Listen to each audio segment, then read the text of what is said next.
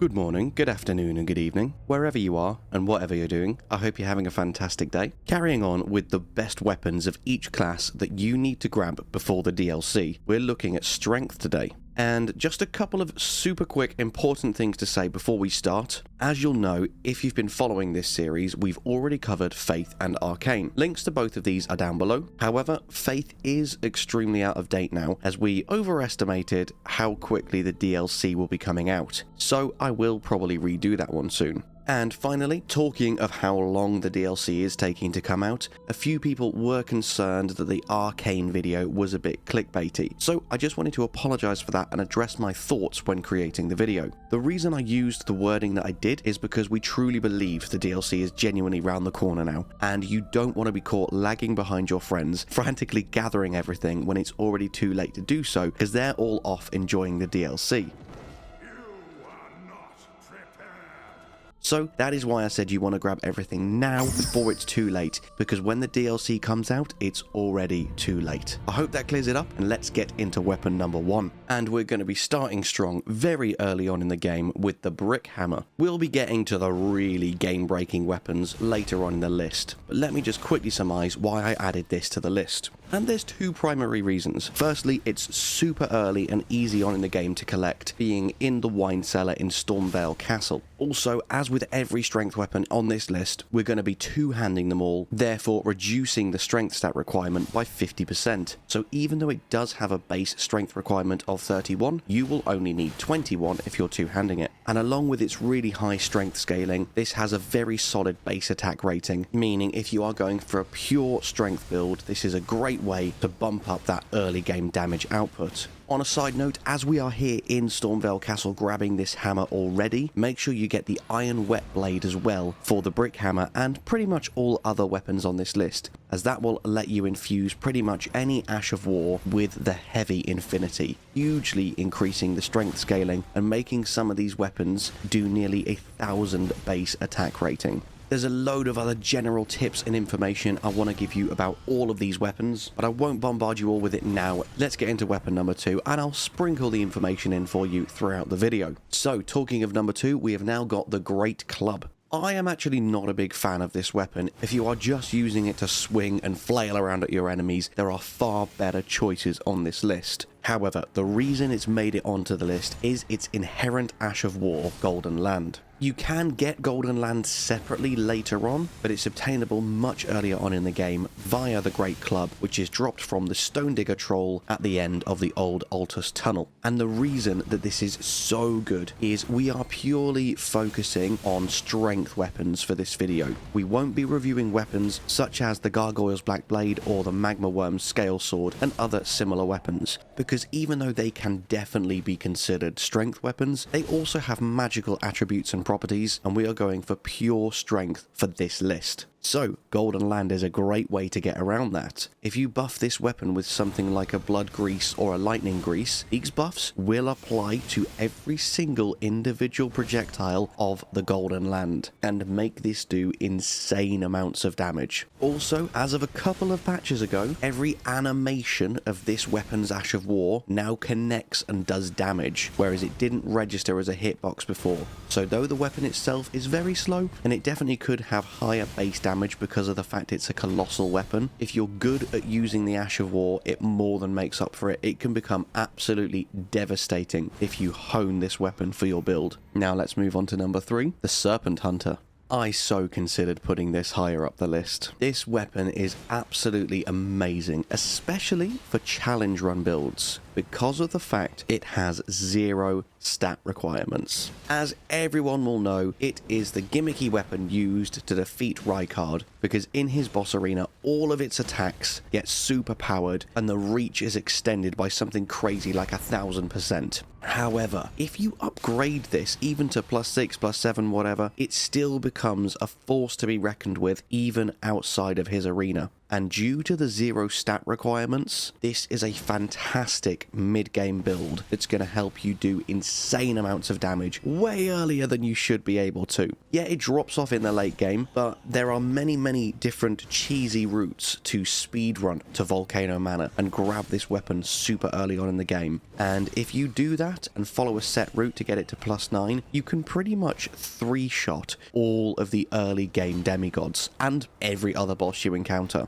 This is a great weapon for your 3rd, 4th, 5th run if you just want to have an easy breezy time for the first half of the game as you're getting to all of the juicy stuff. Also, as you've been witnessing in this clip, its fully charged Ash of War devastates the horrible, nasty, pesky, bloody sniper lobsters, which is always a win in my book. Overall, solid weapon to add to your arsenal and not one to be underestimated outside of Rykard's arena. Next up, we have one of the more confusingly named weapons. It is a Great Axe called Great Axe, which makes this really confusing, especially in written format. Oh, go and grab the Great Axe.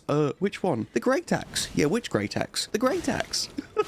Oh god. Hopefully we don't come across too many more weapons named the same thing as the weapon category. For anyone that saw it, this is the same weapon that I used when putting together the Kratos Elden Ring build, because it most similarly represents the Leviathan axe. The Great Axe is found inside the chest in the caravan being pulled in Limgrave, just west of the Waypoint Ruins. As with most weapons on this list, it can be infused and buffed with pretty much everything in the game. And if you didn't know, this Great Axe actually has the highest damage per swing for any great weapon class at high levels of strength. We're talking 60 to 80. Combine that with the fact that it has such a low strength requirement of only 20 if you're two-handing it, then put a crazy quick Ash of War on it, you have got an absolutely devastating weapon on your hands that you can literally acquire in Limgrave. There are so many weapons throughout creating this list that I learned we should not be sleeping on, and this is one of them. If you build around it, it is so freaking powerful. So,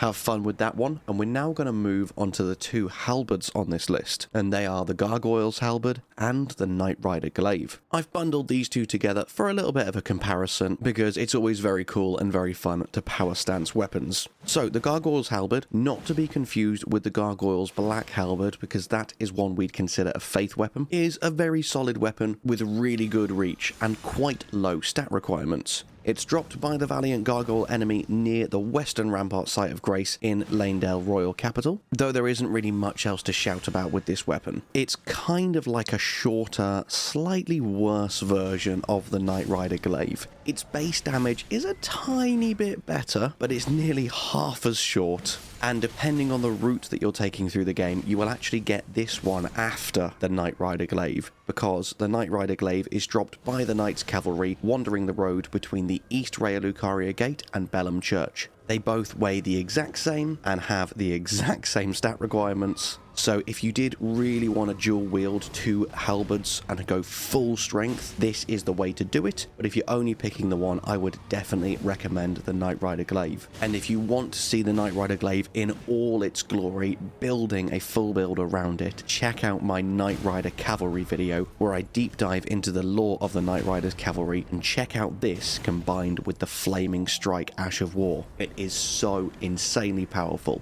That is it for the 2 best strength halberds you can get, so let's move on to the next weapon, the Beastman's Cleaver. This cleaver is dropped from any Azula Beastman that is carrying this weapon. There are only 4 of them in total, and the 2 I recommend you farm for the quickest cycle is to start off at the Dragon Temple Lift Grace site. From the Grace, take the lift down and take a right to get to some stairs. One can be found by heading right and running up the broken pillar, and he's just up here along with a doggo, and the other one is found at the bottom of the stairs you were just at. Farm these 2 and reset, and hopefully you'll get at least one of them in no time. As you can see, I'm using 2, both fully upgraded with the heavy infusion. You don't even need to use a particular Ash of War. Just make sure they've got that heavy infusion on them, equip your Claw Talisman, and just jumping attack power stance all enemies to death in seconds. Up next, we're going right back to the start of the game for the Grafted Blade Greatsword. This is one of the few weapons on the list that cannot be infused with other Ashes of War, and also can't be buffed with magic or consumables. However, despite the fact it doesn't have quite as high scaling as other weapons on this list, its attack rating is still insane, meaning it still hits like a truck, and also has probably one of the best Ashes of War in the game anyway. As of patch 1.07, this buff now lasts for a whole minute, when it used to only be 30 seconds. When it was 30 seconds, I didn't think it was great, but now that it's a whole minute, it can easily last you a full fight. And its Ash of War, the Oath of Vengeance, will effectively give you the buff of Godric's Great Rune,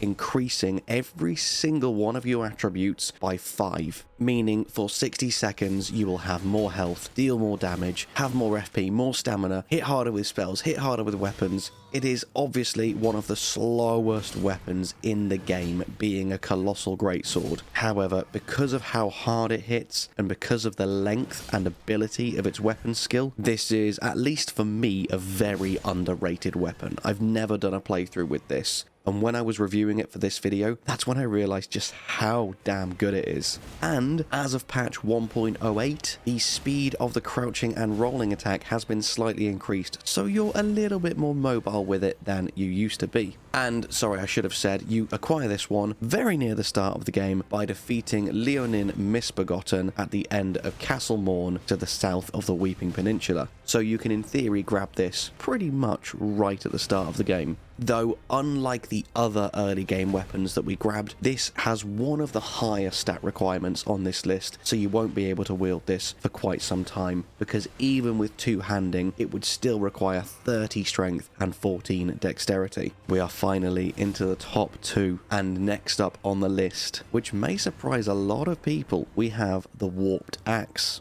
This one has a fairly low chance to drop from any Omen wielding this weapon. There's 2 of them right at the start of the Subterranean Shedding Grounds, and there's a few much earlier on by the abandoned Coffin Grace site in Altus Plateau. And you may be wondering why this is so high up the list, because of the fact its attack rating simply does not match that of a few of the other weapons on this list. However, it is the only axe weapon on this list. Not great axe, not colossal weapon, not colossal sword, it's just an axe, meaning it's a lot lighter and swings a hell of a lot faster. In fact, the strength scaling for this weapon is so broken and abnormally high across all of the different infusions. Obviously, we'll be going with heavy, but just know that you can apply many different infusions to this and make it work with pretty much any build, especially because it's got quite low stat requirements. If you apply an infusion that gives it something like poison or bleed, its build up per swing is consistent with that of a great axe, but it swings nearly twice as fast. Along with the fact that this weapon has unique light and heavy attacks that it shares only with the Ripple Blade. As you'll see, the animation utilizes both sides of the double-sided axe blade, meaning that there is a reduction in time between attacks, meaning you are attacking way more frequently, even than when compared to normal axes, meaning that status build-ups are proccing even faster. Combine that with what we've already discussed with the fact that the strength scaling is so high, you have got an absolutely devastating axe in your hands right now. I can't believe I slept on this weapon for so long. You have got the strength and the status build-up of a great axe, with the speed of an axe and the awesome moveset of the Ripple Blade. It's the full package. It is ridiculous. This is such a good weapon. I so considered putting this at number 1 on the list, and there is only one reason I didn't, which we will come to in just a second. But before then, let me share with you my honourable mention. I have got to give a shout out to the Great Stars. For anyone that doesn't know the backstory, I was desperately trying to find a challenge run for Elden Ring that hadn't already been done, and the only one I could find was a hammer only run, and then I stumbled upon this beauty. And then, as of a few patches ago, they made it possible to acquire 2 of these during one run. One in the caravan in the Altus Plateau near the Road of Iniquity Sidepath Site of Grace, and the other one by invading and defeating Magnus the Beastclaw as part of White Mask Ferry's questline. I haven't officially put these in the list because they're more of a quality build weapon because they have very similar scaling in strength and dex, but for anyone that didn't know, this weapon has a very similar effect to the Taker's Cameo Talisman or the Blasphemous Blade, in that it restores health every time you swing with it. And yes, if you dual wield them and use jumping attack L1s, it will restore twice the amount of health. They also have inherent bleed, they are blunt weapons, so they're amazing for crystal enemies. And long story short, I ended up doing the entirety of my hammer only run just dual wielding the Great Stars and absolutely obliterated the whole game. Nothing posed even the most minor of threats. So definitely check these out for your next playthrough. Now that that's out the way, let's finally move on to the best strength weapon in the game. Drum roll please. It is, of course, the Giant Crusher. When talking about strength weapons, how could we not put the Giant Crusher in first place? With a base strength requirement of 60, probably one of the most stat heavy, if not the most stat heavy weapon in the game. And when infused with the heavy affinity at 99 strength at plus 25, it has an attack rating of over 900. It can obliterate any enemy in one hit. And it has a unique heavy attack which is very akin to the Ash of War Lion's Claw. However, as you see here, I strongly suggest you putting Lion's Claw on this weapon because it's just a better version of the weapon's inherent R2. And also, can we just slow the footage down and just have a look at the Lion's Claw in use here? How the ever-living fuck would you do that? I would love to see the strongest, most agile person in existence try and pull this off. A forward somersault whilst carrying a 1-ton giant slab of stone and then plunging it on your opponent's head with such force that they die in one hit. It is just an absolute powerhouse of a weapon, and even though it may not be as versatile and as effective in as many situations as the Warped Axe, it wouldn't be a true strength build list if the Giant Crusher was not in the top spot. That is it for my top 10 or 11 weapons that you really need to grab before the DLC, so that you can go in fully prepared and crush anything that From Software wants to try and throw at you. And with that, my friends, all I have left to say is thank you so much for watching. I hope you have an amazing day, and I'll see you in the next one. Bye-bye.